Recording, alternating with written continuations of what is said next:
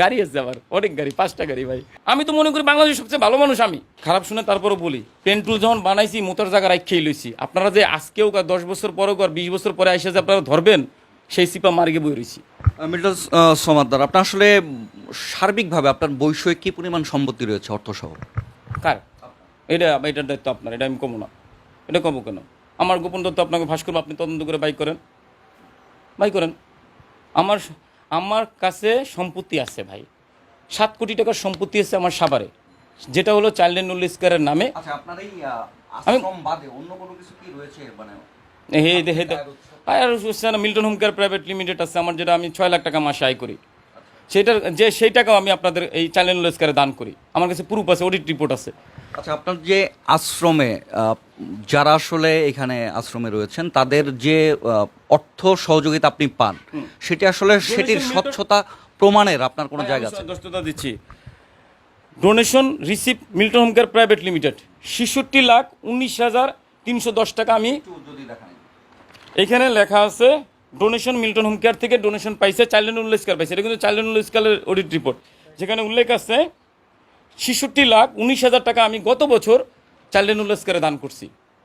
ভাই রে ভাই, একটা কথা বলি, খারাপ শোনাবে, খারাপ শুনে তারপরও বলি, পেন্টুল যখন বানাইছি মোতার জায়গা রাখেই লইছি। আপনারা যে আজকেও 10 বছর পরেও 20 বছর পরে এসে যে আপনারা ধরবেন, সেই সিপা মার্গে বই রয়েছি।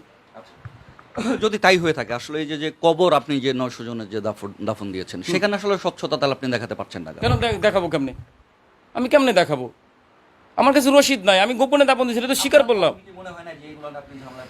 জানি, এর জন্যই তো আমি হাইকোর্ট পর্যন্ত দৌড়েছি, প্রুফ রাখছি যে একদিন না একদিন তোমরা আসবা, তখন আমি প্রুফ দেখাবো। আমার দোষ তো না, তোমরা বাংলাদেশের প্রশাসন কেন দায়িত্ব নেয় নাই? আমি এতবার চিঠি চালাচালির পরেও তারা কেন আমারে একটা চিঠি দিয়ে বলে নাই যে ভাই তুই এই কাগজটা দেখাই দিয়ে কবর দিস? আপনার ফেসবুক ফলোয়ার আসলে কতজন? 1,68,00,000। 1 কোটির উপরে। আপনি যে আসলে কাজগুলো করেন সেটি মানবিক কাজ, কিন্তু আপনার যে প্রচার আসলে যেভাবে চালাচ্ছেন, অনেকের মনে হচ্ছে যে আসলে মানবিক কাজে এতটা প্রচারণা কোনো মানুষ যদি সে সৎ হয়ে থাকে সে চালাবে কি? চালাবো না কেন? কেন চালাবো না? আমার দোষটা কোথায়? আমার কাছে 300 মানুষ আছে, 255 জন শিশু, এই বিদ্যুবিদ্যা, 45টা শিশু, 6টা পাগলি, 6টার পাগলির বাচ্চা আছে, আমার 100 স্টাফ আছে। আমি এত বড় কাজ করি কে? আমি 95 সালের সমস্যা কি? আমি যদি না কান দিই আমার ঘরে চাউল থাকবে না। আমি যদি না কান দিই আমার কেউ দিবে? বা প্রবাদে একটা কথা আছে, না কানলে মায়ও দুধ দেয় না। তারপরে তো আমি কারো মাথায় বাড়ি দিই। আমি বলছি ভাই আমি এই কাজ করি, যদি করে ভালো লাগে আমার 10টা দাও, আমি এটা বাড়ি করুম, একটা ইটের পয়সা দাও। এটা কি অন্যায় করছি? আমি তো চাইছি, কেউ মাথায় বাড়ি দিছি? কয়জনের দায়িত্ব নিছেন? যারা আজকে আমার সোশ্যাল মিডিয়ায় গালাগালি করেন, যারা বাজে কথা বলেন, 10 বছর ধরে আপনারা সেই ভালো বললেন আমারে, আপনি দুজনে নিয়ে খাওয়াই দেখেন, এই পচাগোলা মানুষকে আপনি একটু আশ্রয় দিয়ে দেখেন কেমনটা লাগে। আমারও তো একটা সম্মানই আছে। একটা ওটা আমি নেই 10,000 টাকা। যদি বলেন দাদা আপনার লাভ কি, আমারও তো সব লাভ ভাই। আমার এখন বর্তমানে সোশ্যাল মিডিয়াতে বলেন মানুষ চিনে, সেলিব্রিটি মনে করে। আমি বাইরে চা খাইতে গেলে বা রাস্তাঘাটে দেখলে মানুষ দায়িত্বে চা খায়, 4 পয়সা লাগে না, দেখলে সম্মান করে, রাস্তায় দেখলে মানুষ সইরে দাঁড়ায়। তো এটাও কম কিসের? প্রতিবেদনে আরেকটি বিষয় উল্লেখ আছে যে আপনার ব্যক্তিগত জীবন সম্পর্কে, যে আপনি আপনার পিতাকে আসলে বেধড়ক পিটিয়েছিলেন। ভাই এটা না, এটা মিথ্যা কথা। এটা কোনো মানুষকে হেয় প্রতিপন্ন করার জন্য মানে এমন এমন এলিগেশন আনতে হবে। কিছুক্ষণ আগে এক সাংবাদিক ভাই জিজ্ঞেস করেছে আপনি নাকি মেয়েদের করেন। ভাই করলে আমার স্টাফকে করা লাগবে? বাইরে আছে না, আমার কাছে টাকা আছে না, বাইরে চলে যাবো হোটেলে। আমি আসছি দরিদ্র পরিবার থেকে ভাই, আমি খাইতে পারতাম না, সারাদিন কামতাম, কোথায় খাওয়ানোর টান। আপনি বলছিলেন যে আপনি দরিদ্র পরিবার থেকে এসেছেন এবং আপনি সম্পত্তির কথা বলতে যাচ্ছেন না, যে আপনার আসলে কতটুকু ব্যক্তিগত সম্পত্তি রয়েছে। এরপরে আপনি যে ব্যবসা বাণিজ্যগুলো না, যে ব্যবসা বাণিজ্য করবার জন্য তো মানুষের আসলে টাকার দরকার হয়, এই টাকাগুলো আসলে কোত্থেকে পেয়েছে? এই টাকাটা আমি আমার ব্যবসা করতে 1 টাকাও লাগে নাই। আমি যখন 2012 সালে মিল্টন, আমি একজন অনেকে বলেন যে আপনি এখানে যেই অর্থ সহায়তা পান সেটি দিয়ে আসলে আপনি আপনার এই যে ব্যক্তিগত যে ব্যবসা, সেই ব্যবসাগুলো চালু রেখেছেন। এটা খুব ফালতু কথা। আমার যে ব্যবসা ভাই, বিনা পয়সার, বিনা চালানের ব্যবসা। কিরকম ব্যবসা আমি বলি? আসলে ব্যবসা নাকি চ্যারিটি? মানে আপনার জায়গা থেকে আসলে চ্যারিটি যদি হয়, এটা তো এটা চ্যারিটি। এটা যেটা নিয়ে কথা উঠছে এটা চ্যারিটি। আমার ব্যক্তিগত ব্যবসা হলো বিনা চালানের ব্যবসা। সেটা কিরকম আপনি বলি? এটা কিভাবে সম্ভব? আমি আপনাকে নিয়োগ দিব, আমার এক টেবিল চেয়ার আছে, আপনাকে আমি নিয়োগ দিছি, আপনার একটা বাসায় কাজে পাঠাবো, যে আপনি ওইখানে যে বয়স্ক বৃদ্ধ মানুষকে সেবা দিবেন। সারাদিন নার্স নেই, আয়া ওয়ার্ড বয় দেয়, যারা আইসিইউ সিসিউর পেশেন্ট, পুরুষের জন্য পুরুষ দেয়, মহিলাদের জন্য মহিলা দেয়। মাস শেষে ওনারা একটা বেতন দেয়। মাস শেষে ওনার কাছ থেকে আমি 40,000 30,000 টাকা নেই, নিয়ে স্টাফের সাথে চুক্তি হলো 25,000 28,000 টাকা, মাঝখান দিয়ে আমি এটা প্রফিট করি সিকিউরিটি কোম্পানির মতো। এইখানে কোনো আমাদের পুঁজি লাগে না, এবং এই ব্যবসা করেও আমি মাসে 6 লাখ টাকা আয় করি, মাসে 6 লাখ টাকা আয় করি। জাস্ট আমি একটা মিডিয়া, আমি একটা স্টাফকে নিয়োগ দিয়ে আমার প্রতিষ্ঠানে রেখে দিছি। ওই স্টাফকে যখন দরকার হবে আপনি সারাদিন সাংবাদিকতা করেন, আপনার বাবা মা বৃদ্ধ আছে বাসায়, পরিচর্যা করার লোক নাই, আপনি আমার সাথে চুক্তি করবেন, দাদা আমার মাকে দেখার জন্য 2টা লোক দিবেন, আপনি কত নেবেন? আমি বলবো 48,000 টাকা নিব। দেন ওই ছেলেটা আপনার সাথে একটা এগ্রিমেন্ট হবে, ওই ছেলেটা মেয়েটা আপনার বাসায় যাবে প্রতিদিন, যাই 12 ঘন্টা আপনার বাবা মার সাথে থাইকে আসবে। মাস শেষে আপনি আমাকে বিলটা দেবেন, দেওয়ার পরে ছেলেদের বেতন দেবো, মাস শেষে আমি 18, 10,000, 12,000 টাকা প্রফিট করবো। তো একটা পেশেন্ট থেকে 10-12,000 টাকা যদি 8,000 প্রফিট হয়, 6,000, এটা কম বেশি হয় আর কি, হয়, ওইটাই আমার লাভ। আচ্ছা, আর কি ব্যবসা রয়েছে আপনার? আমার মেডিকেল, অনেক সময় মেডিকেল সাপ্লাই দেই, মানুষের বাসায় হসপিটাল বেড কিনে দেয়, গাড়ি আছে আমার, অনেক গাড়ি, 5টা গাড়ি ভাই। ব্যক্তিগত গাড়ি রয়েছে? না ভাই, আশ্রমের গাড়ি আছে, পিক আপ আছে, সবগুলোই আশ্রমের নামে, 5টা গাড়ি। হ্যাঁ, এবং এই গাড়ি কিনছি হলো মানুষের দানের টাকায়, এবং সেই মানে পরিবহনগুলো এই প্রতিষ্ঠানের স্বার্থেই ব্যবহার হচ্ছে। প্রতিষ্ঠানের স্বার্থে ব্যবহার হতেছে। আমি যখন বিভিন্ন জায়গায় যাই নিজেও ব্যবহার করি, মিথ্যা কেন বলবো, ব্যবহার করি না, আমি এত সাধু না ভাই। মিল্টন সমাদ্দারের কোনো আসলে লাঠিয়াল বাহিনী বা বন্দিশালা আছে কিনা? লাঠিয়াল বাহিনীতে কারা? এই যে সব, এই যে লাঠিয়াল, সব লাঠি নিয়ে বসে রয়েছে, এই যে যারা দিন রাত রক্ত পানি করে অসহায় মানুষের দেখভাল করে। আমি একটা কথা বলি, আপনি জনগণটা চাকরি করেন, আপনার প্রতিষ্ঠানে ঢুইকা আমি আপনারা ধাক্কা দেবো, আর আপনার সহকর্মী যারা আছে তারা বসে বসে কি ললিপপ খাবে? ললিপপ খাবে সেটা বলেন। কিন্তু বন্দিশালাটা হ্যাঁ, খুঁজে কোন জায়গায় মানুষকে আসলে ভিতরে ঢুকে দেন, আপনি খুঁজে বাই করেন। আমরা তো ছেড়ে দিছি, আমি তো সারাদিন, প্রশাসন আসছে, সারাদিন আপনারা আসতেছেন, খুঁজে বাই করেন। এর আগেও আসছেন, আপনারা আসছেন না, এর আগেও তো আপনারা নিউজ করছেন আমার জন্য, তো আপনারা খুঁজে বাই করেন, তারপর আপনারা প্রকাশ করে দেন। ভাই কোন যদি এরকম বন্দিশালা টর্চার সেলের জায়গা পান, প্রকাশ করেন, আমার অসুবিধা কি? আপনাদের তো একটাই অনুরোধ করতেছি ভাই, আমি যত এলিগেশন করছি সেগুলো প্রুফ করেন। এরকম একটি অভিযোগ যদি মানে সরাসরি আপনার বিরুদ্ধে করা হচ্ছে, আপনার জায়গা থেকে আসলে আপনার কি করণীয় বা কোনো কিছু করতে চান কিনা? কেন যদি বলেন যে না আপনি করবেন না, সেটা কেন করবো না? আমি তো করতেছি, আমি তো সব তথ্যপত্র নিয়ে বসছি, সকাল থেকে যত প্রশাসন আসছে, এত ধরনের অভিযোগ আপনার বিরুদ্ধে করা হচ্ছে, আপনি এই প্রতিষ্ঠানের প্রতিবেদন যদি সত্য না হয়, তাহলে আপনি কেন আসলে আপনার জায়গা থেকে কোনো আইনি ব্যবস্থা নেবেন না? ভাই আইনি ব্যবস্থা যে নিব, বাংলাদেশের যে পরিস্থিতি, আইনি ব্যবস্থা কার বিরুদ্ধে মামলা করবো? মামলা করে দৌড়বে কেটা? এই টাকা পাবো কই? খয়রাতের টাকা দিয়ে মামলা চালাবো?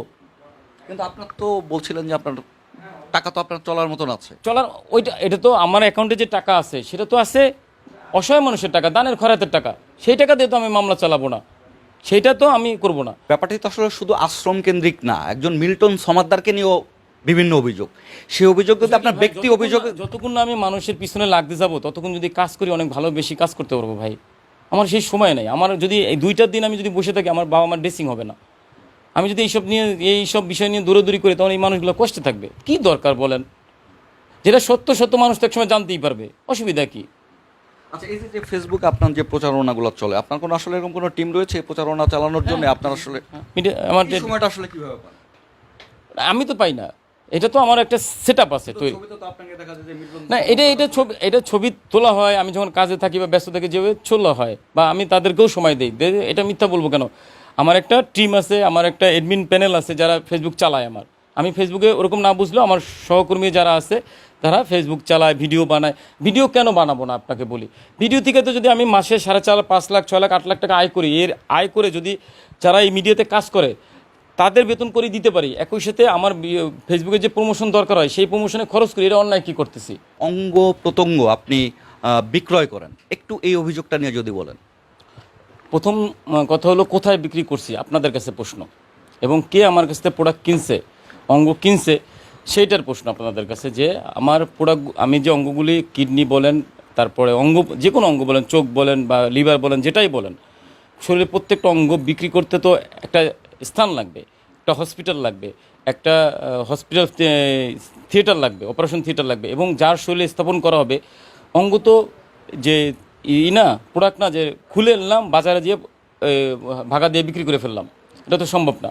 আর মানুষের অঙ্গ তো খাওয়ার কোনো ব্যাপার না, এই অঙ্গগুলো কোনো না কোনো মানুষের শরীরে স্থাপন করা হয়েছে।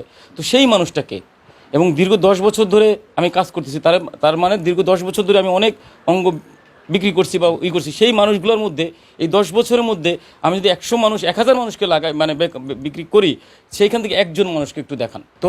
যারা আমি তো অঙ্গটা নিয়ে কারো না কারো শরীরে লাগাইছি বা বিদেশে পাচার করছি বা বিদেশে কারো কাছে বেচছি, সেই ডকুমেন্টগুলো তো আপনাদের কাছে থাকার কথা। যেহেতু আপনারা এই যে গণমাধ্যম প্রকাশ হয়েছে কালবেলা এটাকে 4 মাস বলছে, যে উল্লেখ করছে 4 মাস ধরে তারা অনুসন্ধান চালাইছে। তো 4 মাস বসে কি তারা অনুসন্ধান করে, তাদের টিম অনুসন্ধান করে বের করতে পারলো না যে কোন জায়গায় কিভাবে কবে কয় তারিখে বিক্রি করা হয়েছে? তার একটা ডকুমেন্ট আপনারা চান, অথবা আমার একটা সিঙ্গেল ফটো দেখান, আমি কোনো হসপিটালে বা কোনো জায়গায় দাঁড়ানো আছি যেখানে আইসিইউর সাপোর্ট, আইসিইউ লেখা আছে, সিসিইউ লেখা আছে বা ওটি লেখা আছে, যেখানে দাঁড়ানো আছি আমি এবং আমার এই ভিতরে কিডনি ট্রান্সফারেশন হইতেছে, আমি বাইরে দাঁড়ানো আছি, এরকম একটা ছবি দেখান, মাত্র একটা ছবি দেখান, আর কিছু চাই না। এটি লাশের শরীরে যে কাটাছেঁড়ার যে প্রসঙ্গটি উঠে এসেছে প্রতিবেদনে, এই যে লাশের শরীরে যে কাটাছেঁড়ার যে প্রসঙ্গ, এটি নিয়ে আপনার কি বলা? আমার কাছে যত বাবা মা আছে প্রত্যেকটা শরীরেই কাটা ছেঁড়া এবং আছে। আপনাদের দেখাইলে এটা ভাইলেন্স ধরবে আপনাদের, তারপর আপনাদের দেখাই, আপনারা ব্লার করে দেন, জয় করেন। এই যে উনি রাস্তায় পড়েছিল, লুঙ্গিটা শক্ত করে বাঁধা ছিল, ঘষায় এখানে ঘা হয়ে গেছে, দাগ হয়ে গেছে। এটা দাগ, এটা অপারেশনের দাগ না, এটা দাগ। ওনার পা নাই, ওনার আঙ্গুল নাই, ওনার প্রসাবের রাস্তা নাই। তাহলে বর্তমানে যে কথাটা বলতেছিলাম, যে বর্তমানে আমরা গল্পে শুনি যে দাম পুরুষের একটা 50 লাখ টাকা বেচা যায়, ওনার তো নেই। তাহলে এই 50 এই খুলে বিক্রি করে ফেলাইছি। আমার প্রত্যেকটা বাবা মার শরীরে ঘা পচন আছে।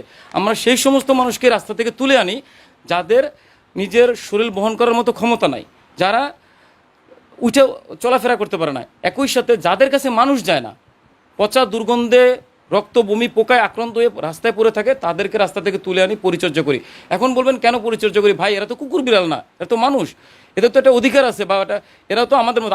আপনিও যে কোনো সময় এই অবস্থাতে আসতে পারি, সেই জায়গাটা থেকে মানবিকতার থেকে করতেছি।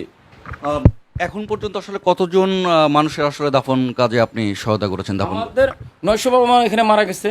আচ্ছা, কিন্তু কালবেলার প্রতিবেদনে যেটি, গণমাধ্যমের যে প্রতিবেদনে যেটি আসলে প্রকাশিত হয়েছে, যে সেখানে 835 জনের আসলে সংখ্যাটি তারা পেয়েছেন না, 835 জনের সংখ্যা পাননি। বাকি যে কজনের সংখ্যা তারা সেই সরজমিন প্রতিবেদনে পেয়েছেন, তারা ওইভাবে তদন্ত করে নাই। আপনাদের একটা জিনিস বলি, আমরা যে মানুষগুলোকে রাস্তা থেকে তুলে আনি, তাদের ভোটার আইডি কার্ড থাকে না, জন্ম নিবন্ধন থাকে না, তাদের কোনো পরিচয় পাওয়া যায় না। এমনকি আমরা কয়েকবার পিবিআই এর মাধ্যমে ফিঙ্গারিং দেওয়ার চেষ্টা করছি, তো রাস্তায় চলতে তাদের শরীরের মানে ফিঙ্গারিংও আসে না, পরিচয় সনদ খুঁজে পাওয়া যায় না। যখন ওনারা মারা যায়, তখন আসলে বাংলাদেশের ঢাকার শহরস্থ কবরস্থানগুলোতে ভোটার আইডি কার্ড, জন্ম নিবন্ধন বা পরিচয়পত্র ছাড়া কোনো দাফন কাফন করা যায় না। যায় একটা মাধ্যমে, সেটা হলো গোপনে ঘুষ দিলে। এখন আমি যদি গোপনে ঘুষ দিয়ে মাটি দিচ্ছি, সেক্ষেত্রে তো আর রসিদ থাকবে না।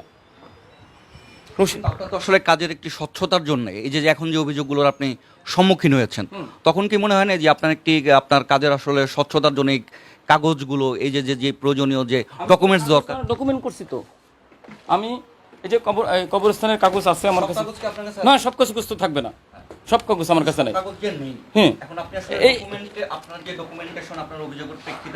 আমার সব আমি বলি, সেই সব কাগজ যেন থাকে বা সব কাগজ যেন আমি ব্যবস্থা করতে পারি, সেই জন্য বাংলাদেশের প্রশাসনের বারবার দ্বারস্থ হয়েছি আমি। আমার কেউ তাদের সেই কবরস্থ করার জন্য দায়িত্ব নেয় নাই। এই দেখেন, বলছেন যে আপনার প্রশাসন থেকে যে সহযোগিতা পাওয়ার কথা আপনি সেটি পাননি? না, পাই নাই, সমাজ কল্যাণ থেকে পাই নাই, কোনো মন্ত্রণালয় থেকে পাই নাই। আমি আপনাকে একটু পড়ে শোনাই। এই চিঠিটা পাঠানো হয়েছে 29/3/21 সালে পাঠানো হয়েছে। কার কাছে? বরাবর মাননীয় মন্ত্রী সমাজ কল্যাণ, মাননীয় সচিব সমাজসেবা অধিদপ্তর, মাননীয় সচিব স্বরাষ্ট্র মন্ত্রণালয়, আমি ভাই মাননীয় জেলা প্রশাসক জনসন ঢাকা জেলা, সকলের কাছে আমি এরকম অনেকবার চিঠি পাঠাইছি। প্রুফ আছে আমার কাছে যে স্যার এখানে উল্লেখ আছে বিষয় অজ্ঞাত বৃদ্ধ বাবা মাদের সৎকার ও দাফন কাফন প্রসঙ্গে। এবং আমি হাইকোর্টের কাগজটা করি, পিটিশনের কাগজটা দাও। এখানে আমি পিটিশনটা আছি, যেখানে পিটিশনে লেখা আছে আমি যে কোনো কবরস্থানে দাফন কাফন করার মতো অবস্থা আমাকে করে দেবে। এই পিটিশনের রায়ের পরেও আমি যখন এই চিঠি চুটি চালাচালি করছি কেউ দায়িত্ব না নেয়, আমি গোপনে গোপনে দাপন কাপন করছি। এবং আমি এটা দাপন কাপন করছি কীভাবে, আমাদের স্টাফদের আত্মীয় স্বজন সাজাইয়া, তোর দাদি মারা গেছে কবর দিয়ায়, তোর চাচি মারা গেছে কবর দিয়ায় কবর দিছি। এখন আসেন একটা কথায়, যেহেতু অঙ্গ ট্রান্সফার বা এলিগেশন আনছে, আমরা আপনাদের কিছু রসিদ দেই, রসিদগুলি নিয়ে আপনারা তদন্ত করেন, করে যে কোনো, এবং আমার সাভারে যে কবরস্থান আছে সেইখান থেকেও একটা লাশ উঠান এবং বিভিন্ন সরকারি কবরস্থান থেকে লাশ উঠাই একটা লাশের তদন্ত করেন, ময়নাতদন্ত করেন, যে ওইখানে যদি কিডনি বা চক্ষু না থাকে তখন আপনারা যে শাস্তি দেবেন সেই শাস্তি মাথা পেতে নেব।